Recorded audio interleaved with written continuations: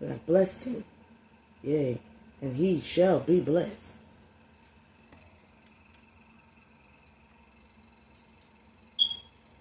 And Esau heard the words of his father, and he cried with great and exceeding bitter cry, and said unto his father, Bless me, even me also, my father.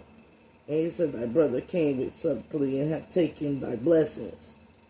Which is not the truth, because he sold his brother his birthright.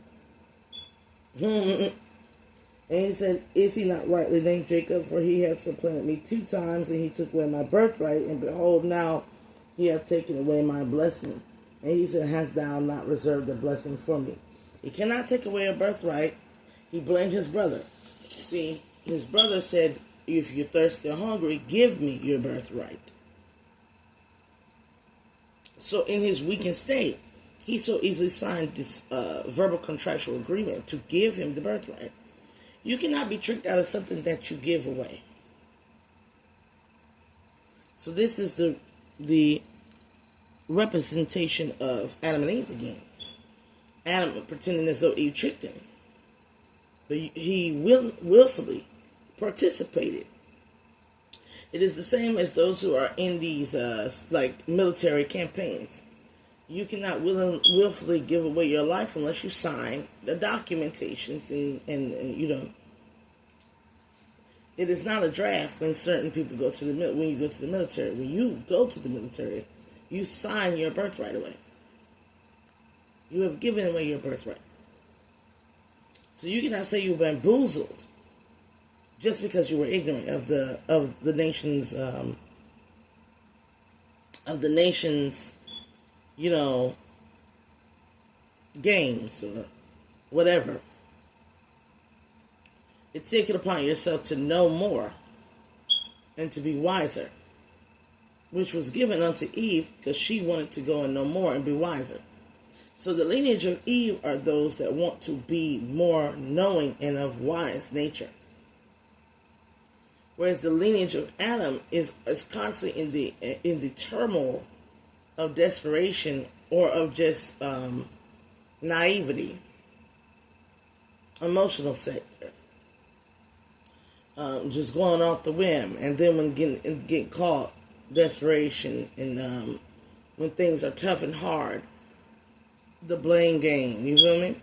So it's a lot of people that sit here and they say it was Eve's fault, but it was both fault, and the divine is holding both of them accountable of their ways. Because it's all that was given to you to know that you should be learning. You should not ask to know more when you do not know what is already in front of you.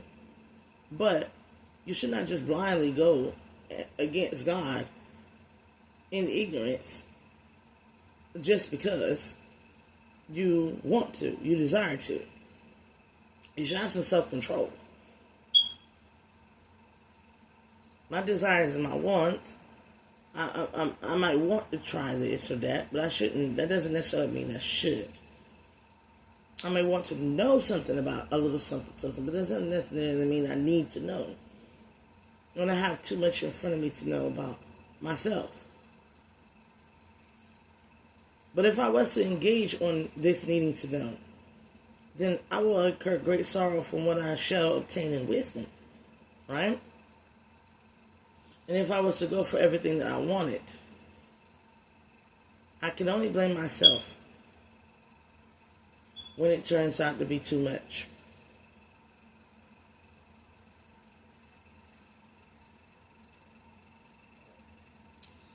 And Isaac answered and said unto Esau, Behold, I have made him Lord. And all his brethren I have given to him for servants, and with corn and wine I shall sustain him. What shall I do now unto thee? And Esau said unto his father, Hast thou but one blessing, my father? Bless me, even me also, O my father. And Esau lifted his voice and wept. And Isaac his father answered and said unto him, Behold, thy dwelling shall be the fatness of the earth, and the dew of the heaven from above. And by thy sword shalt thou live, and thou shalt serve thy brother. And it shall come to pass that thou shalt have the dominion, that thou shalt break his yoke from off thy neck. It will come today that Esau will have the dominion, the self-control, the spirit of self, the ability to control himself to where he will be able to break this yoke of naivety and foolishness, immaturity, that he is evenly yoked with his brother. And Isaac his father answered and said unto him, Behold, thy dwelling shall be the fatness of the earth and the dew of the heaven from above. So they'll be both well off. And Esau hated Jacob because the blessing wherewith his father blessed him. And Esau said in his heart, the days of mourning for my father at hand, then I will slay my brother Jacob, like Cain and Abel. So Esau had this wrath, this immature state of being. Now this is the wisdom of Rebekah. The words of Esau, her elder son, were told to Rebekah, and she sent and called Jacob, her younger son, and said unto him, Behold, addressing in spirit the brother Esau, as such he doth comfort himself, proposing to kill thee.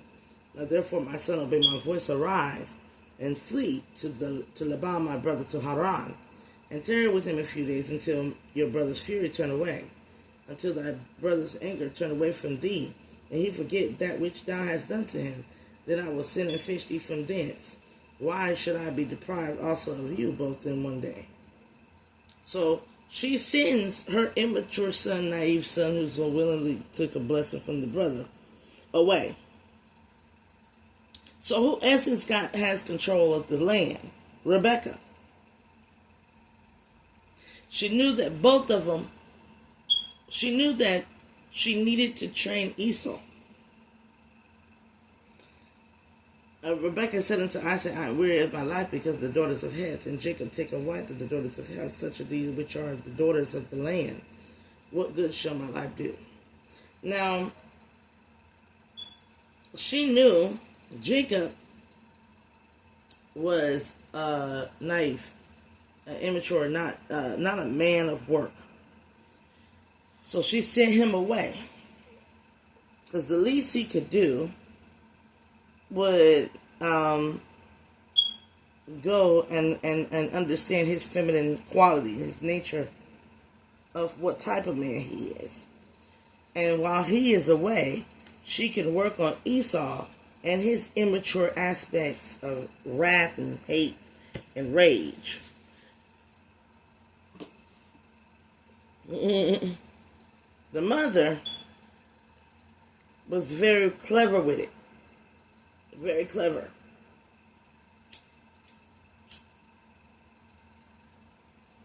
But did not she come from a line of women who asked for wisdom? And wisdom is a very wise and clever conditioning. Wisdom is sorrowful not because it's bad. It's because it shows you the conditions in which you're in and the role you must play to make sure that the conditions are favorable. Sometimes you have to be the heartbreaker.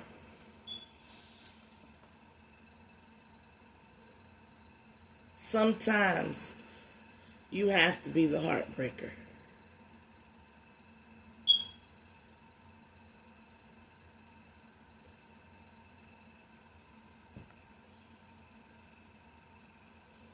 And this is the prophecy of the maturing aspect that comes from that which obtains wisdom through the motherly aspect. Sometimes you're just not ready. And you have to be made ready.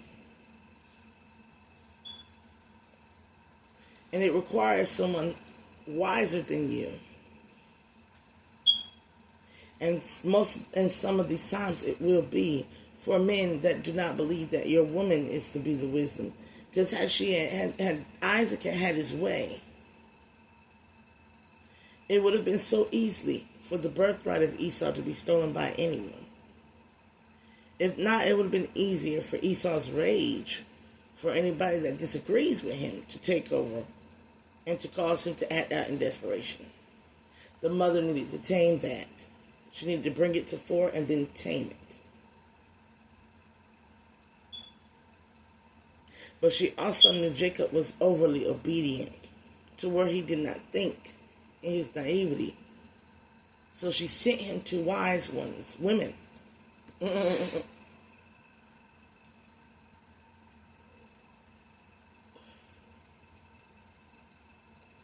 Men learn their manipulation tactics by trial and error with women.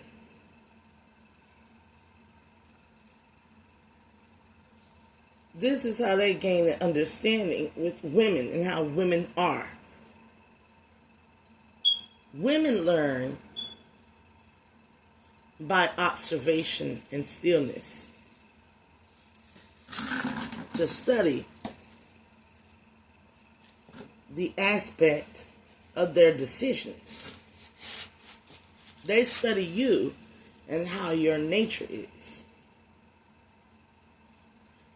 Why is it that men study the nature of women? Because we are the nature of nature itself, Mother Earth, the mother of nations. But we have to study the nature of men. We have to comprehend the nature of men.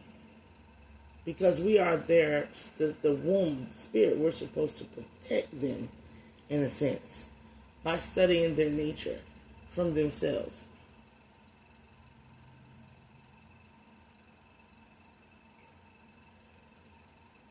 Women are supposed to not degrade themselves. We're supposed to upkeep a role that the children and the elderly are pleased with in society. Men are supposed to keep a responsible role, but their first teacher is always from the womb,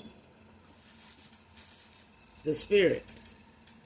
When you do not endow your child with the spirit, the gifts of the spirit, they will not walk in uprightness with their father,